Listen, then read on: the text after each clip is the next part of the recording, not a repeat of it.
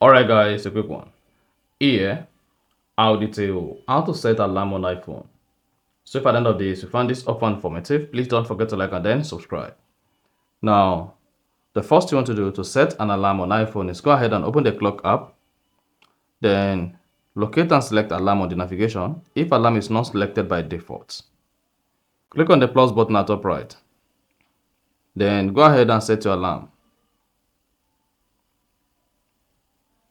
Then click on repeat. Select whether to repeat the alarm or you just want the alarm to play once. Then go back. Click on alarm sound. Then go ahead and choose your alarm sound. Click on the check mark at the top right to save changes. Then you should see your alarm set and then you're good. So that's exactly how to set alarm on iPhone. So if you found this offer informative, please don't forget to like and then subscribe.